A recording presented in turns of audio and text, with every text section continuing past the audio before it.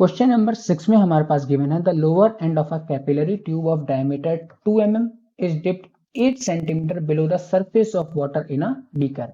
यानी कि एक कैपिलरी ट्यूब ली मैंने, उसके लोअर एंड को मैंने पानी के सरफेस से 8 सेंटीमीटर नीचे डिप कर दिया। तो हमसे यहाँ पे पूछा गया what is the pressure required in the tube in order to blow a hemispherical bubble at its end in water.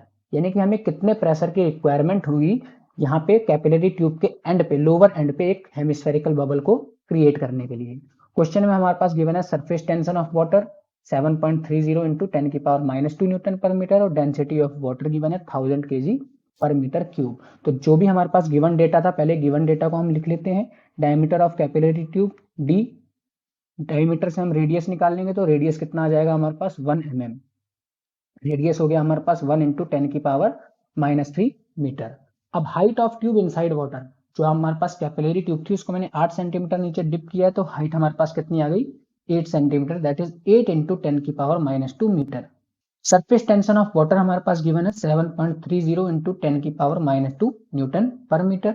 Density of water given है 1000 kg पर मीटर क्यूब। ठीक है, तो अब क्वेश्चन को समझते हैं।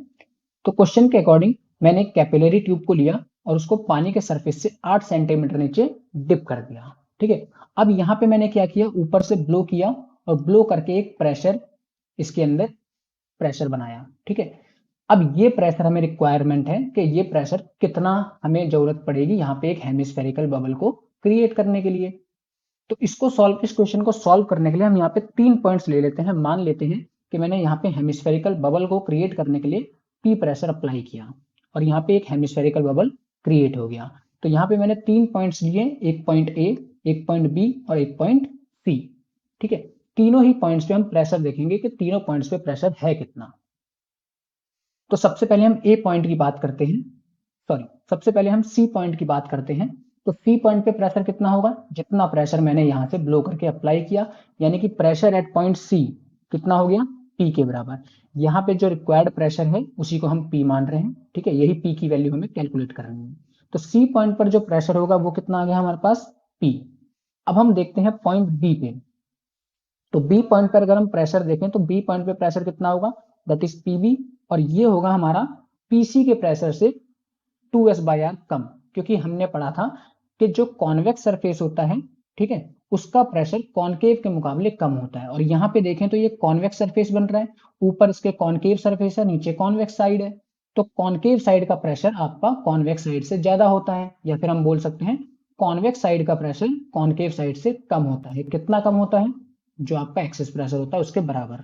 ठीक है, तो यहाँ पे हमारे पास पीबी कितना आ गया, पीसी माइनस 2s/r, क्योंकि बी पॉइंट का प्रेशर सी पॉइंट से कम है। कितना कम है, 2s/r।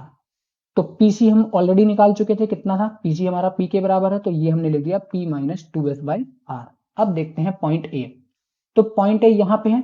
अब यहाँ का जो प्रेशर होगा ये हम इजिली कैलकुलेट कर सकते हैं। हमें पता है ऊपर से एटमॉस्फेरिक प्रेशर लग रहा है और इस पॉइंट पे इतना इस लिक्विड की हाइट का प्रेशर लग रहा है, इस लिक्विड कॉलम की हाइट का प्रेशर यहाँ। ठीक है, तो टोटल प्रेशर ए पॉइंट पे कितना हो गया, पी ए प्लस में रो जी एच। अब अगर हम ध्यान से देखें फिगर में, तो ये जो पॉइंट ए है पॉइंट बी है, ये सेम हॉरिजॉन्टल लेवल पे है, और हमें पास्कल्स लॉ के अकॉर्डिंग पता है सेम हॉरिजॉन्टल लेवल पे प्रेशर सेम रहता है। That means P A equal to किसके आ जाएगा, पीबी के। अब पी ए हम ऑलरेडी निकाल चुके हैं, that is P A plus rho g h. PB भी हम निकाल चुके हैं ऊपर, कितना, p माइनस 2s/r। तो हमारे पास यहां से हमें p निकालना था, तो 2s/r को हम ले जाएंगे लेफ्ट हैंड साइड में। तो हमारे पास p कितना आ जाएगा, pa plus rho g H plus में 2s/r। एटमॉस्फेरिक प्रेशर की वैल्यू हमें पता होती है कितनी, 1.013 इंटू 10 की पावर 5, प्लस में डेंसिटी ऑफ वाटर हमारे पास गिवन है 1000, जी की वैल्यू हमने पुट कर दी 9.8, और हाइट हमारे पास गिवन है 8 इंटू 10 की पावर -2। ये हाइट कौन सी है, वही डेप्थ जहां तक हमने कैपिलरी ट्यूब को डिप किया है, above the below the surface of water. Plus में ये जो एक्सेस प्रेशर था इसकी भी वैल्यू लिख लेते हैं। तो 2s यहाँ पे सरफेस टेंशन है जो कि हमारे पास गिवन है, और r की वैल्यू मैंने लिख दी 1 इंटू 10 की पावर -3। इसको सॉल्व करते हैं तो यहाँ -3 से -2 कट गया, तो यहाँ बचा -1। -1 को ऊपर ले जाएंगे तो हो जाएगा 10। तो 2 इंटू में 7.30 इंटू में 10 हो गया हमारे पास 146, यहाँ पे इसको सॉल्व करेंगे तो ये हो जाएगा 1000 इंटू 9.8 इंटू में 8 इंटू 10 की पावर -2, ये हो जाएगा हमारे पास 784। यहाँ पे इसको सॉल्व करते हैं तो 10 की पावर 5 से मल्टीप्लाई करेंगे, ये आ जाएगा 101333। तो हमारे पास आंसर कितना आ गया टोटल इन तीनों को ऐड करके 102230। इसको हम प्रॉपर साइंटिफिक नोटेशन में लिख सकते हैं 1.02 इंटू 10 की पावर 5 पास्कल। यही हमारा रिक्वायर्ड प्रेशर है क्या क्रिएट करने के लिए, एक हेमिस्फेरिकल बबल को क्रिएट करने के लिए। अब हमसे इसमें एक और चीज पूछी गई थी क्वेश्चन में, हमें एक्सेस प्रेशर भी निकालना था। यहाँ पे ये रहा also calculate the access pressure. तो एक्सेस प्रेशर इनसाइड बबल कितना होगा, एक्सेस प्रेशर हम ऑलरेडी निकाल चुके हैं 2s/r। तो 2s/r से निकाल लेंगे, वही वैल्यूज रखेंगे और इसको सब्स्टिट्यूट करके हमारे पास जो आंसर यहाँ आया था वही आंसर यहाँ आ जाएगा 146 पास्कल। क्वेश्चन नंबर 7 में हमसे पूछा गया है what is the excess pressure inside a bubble of soap solution of radius 5 mm given that the surface tension of soap solution at the temperature 20 degree centigrade is 2.50 into 10 की power -2 newton पर metre. तो यहाँ पे हमारे पास एक soap solution given है, उस soap solution के थ्रू हमने एक बबल बनाया और उस बबल का रेडियस भी हमारे पास गिवन है 5 mm। हमें उसके अंदर एक्सेस प्रेशर निकालना है अगर हमें surface tension of soap solution इतना गिवन है। तो यहाँ पे रेडियस ऑफ सोप बबल लिख लिया मैंने, surface tension of soap solution हमारे पास गिवन है वो भी लिख लिया। आगे देखते हैं, आगे क्वेश्चन में एक और चीज पूछी गई है, अगर if an air bubble of same dimension were formed at a depth of 40 centimetre inside a container containing the soap solution. अगर एक एयर बबल को हम बनाते हैं सेम डायमेंशन मतलब सेम रेडियस का, ठीक है, और उसको हम बना रहे हैं at a depth of 40 centimetre inside a container जिसमें के सोप सॉल्यूशन भरा हुआ है और उसके रिलेटिव डेंसिटी हमें गिवन है 1.20। तो उसके अंदर यानी बबल के अंदर कितना प्रेशर होगा, ठीक है, ये भी बहुत इजी क्वेश्चन है, निकाल लेंगे हम। हमें क्वेश्चन में एक और चीज गिवन है कि एक एटीएम प्रेशर को हमें कितना यूज करना है 1.01 इंटू 10 की पावर 5 पास्कल यानी एटमॉस्फेरिक प्रेशर की वैल्यू गिवन है। तो जो भी गिवन डेटा था वो हमने लिख लिया, यहाँ पे हमारे पास गिवन है, रिलेटिव डेंसिटी गिवन है जिससे हम डेंसिटी ऑफ सोप सॉल्यूशन निकाल सकते हैं, वो आ गई इतनी। अब excess pressure inside the soap bubble, सबसे पहला पार्ट हमारा क्या था, सोप बबल के अंदर एक्सेस प्रेशर को फाइंड करना। सोप बबल के अंदर एक्सेस प्रेशर के लिए हमारे पास डायरेक्ट एक फॉर्मूला गिवन है that is P is equal to 4s/r। यहाँ पे वैल्यूज पुट करेंगे 4, surface tension of soap solution हमें गिवन था 2.50 इंटू 10 की पावर -2, डिवाइड कर देंगे इसको रेडियस से, रेडियस किसका, सोप बबल का, वो है हमारे पास 5 इंटू 10 की पावर -3, ठीक है। -3 से यहाँ पे -2 को काट दिया तो यहाँ पे बचेगा -1, ठीक है।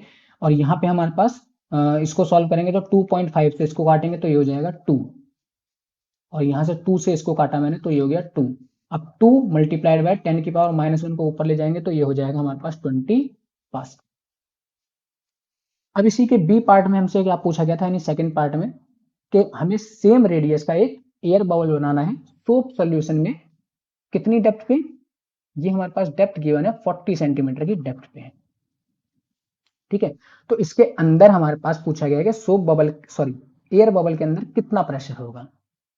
तो मान लेते हैं इस जो एयर बबल है उसके अंदर का जो एक्सेस प्रेशर है वो हमारे पास है P डैश, क्योंकि एयर बबल के अंदर क्या होता है हमेशा कुछ ना कुछ एक्सेस प्रेशर होता है। तो वो प्रेशर मैंने कितना मान लिया 2s/r। इसकी वैल्यू निकाल लेते हैं हम यहाँ पे, तो ये कितना आ जाएगा 2 इंटू में 2.50 इंटू 10 की power -2 divide by 5 into 10, radius हमारे पास उतना ही गिवन था जितना सोप बबल का था, तो 5 इंटू 10 की पावर -3। इसको सॉल्व करेंगे तो 2.5 से ये कटेगा तो 2 आएगा, 2 से ये कैंसिल हो गया, 10 की पावर -2 से -3 कैंसिल हुआ तो -1 आ गया, और 10 की पावर -1 पर जाएगा तो हमारे पास प्रेशर कितना आ गया 10 पास्कल। अब देखते हैं हमारे पास total pressure inside air bubble कितना होगा। अब हमें पता है जो एयर बबल है वो इतनी डेप्थ पे है, तो यानी कि इस पर जो है इतनी डेप्थ का प्रेशर तो पहले से अप्लाई हो रहा है, ठीक है। तो ऊपर प्रेशर कितना था, ऊपर यहाँ से एटमॉस्फेरिक प्रेशर काम कर रहा है, प्लस में इतनी डेप्थ का जो प्रेशर है वो भी एक्ट करेगा, और साथ में इसके अंदर कुछ ना कुछ एक्सेस प्रेशर तो पहले से ही है। तो टोटल प्रेशर कितना हो जाएगा, एटमॉस्फेरिक प्रेशर प्लस में pressure due to 40 centimetre of soap solution plus में एक्सेस प्रेशर। तो टोटल प्रेशर कितना आ गया PA plus rho GH plus में P डैश। तो P इक्वल टू कितना हो जाएगा 1.013 इंटू 10 की पावर 5 प्लस में डेंसिटी हमारे पास गिवन थी 1.2 इंटू 10 की पावर 3 इंटू में जी की वैल्यू है 9.8 और एच की वैल्यू है 0.40 प्लस में एक्सिस प्रेशर हमने निकाला था 10। इसको सॉल्व करेंगे तो हमारे पास ये आ जाएगा 101300 और यहाँ पे 1.2 इंटू 9.8 को मल्टीप्लाई करेंगे 0.40 से तो हमारे पास आंसर आएगा 4.704। उसको मैंने 10 की पावर 3 से मल्टीप्लाई किया तो ये हो गया 4704 प्लस में 10। इन तीनों को ऐड करते हैं तो हमारे पास आंसर आ जाएगा 106014। प्रॉपर साइंटिफिक नोटेशन के साथ हमारे पास आंसर क्या आ जाएगा 1.06 इंटू 10 की पावर 5 पास्कल। क्वेश्चन नंबर 8 में हमारे पास गिवन है mercury has an angle of contact equal to 140 degree with soda lime glass. यानी मरकरी का एंगल ऑफ कांटेक्ट हमें दे रखा है कितना 140 डिग्री किसके साथ में सोडा लाइम ग्लास के साथ में। ठीक है, एक नैरो ट्यूब है जिसका रेडियस गिवन है हमारे पास 1 mm made of this glass is dipped in a trough containing mercury. एक नैरो ट्यूब यानी कि एक तरह की हम कैपिलरी ट्यूब समझ सकते हैं जिसका रेडियस 1 mm है। इसको मैंने डिप कर दिया एक ट्रफ में जिसमें क्या है मरकरी है। ट्रफ का मतलब आप एक बीकर टाइप समझ सकते हो। By what amount does the mercury dip down in the tube relative to the liquid surface outside. हमसे यहाँ पे पूछा गया है कि कितने अमाउंट से जो मरकरी है वो डिप कर जाएगी relative to the liquid surface outside. यानी लिक्विड का सरफेस मान लेते हैं ये हमारे पास यहां तक मरकरी फील्ड थी, ठीक है, इसी ट्रफ के अंदर, और यहाँ पे इस ट्यूब के अंदर जो मरकरी का लेवल है वो नीचे गिरी है। तो मान लेते हैं ये जो डेप्थ है इस डेप्थ पे हमारा जो मरकरी है वो डिप कर गई। ठीक है, यही डेप्थ मुझे निकालनी है तो इसको मैं मान लेता हूं h। ठीक है, हमें गिवन है surface tension of mercury at the temperature of experiment point में 465 न्यूटन पर metre. Density of mercury given है 13.6 इंटू 10 की पावर 3 kg पर मीटर क्यूब। तो जो भी गिवन डेटा है पहले वो लिख लेते हैं। एंगल ऑफ कांटेक्ट हमारे पास गिवन है, रेडियस ऑफ ट्यूब गिवन है, इसको मैंने मीटर में चेंज कर लिया, सरफेस टेंशन गिवन है और डेंसिटी ऑफ मरकरी गिवन है। अब यहाँ पे हम इसको सिंप्लीफाइंड कर सकते हैं using ascent formula. Ascent formula हमारे पास क्या है 2s cos थीटा बाय में r रो g।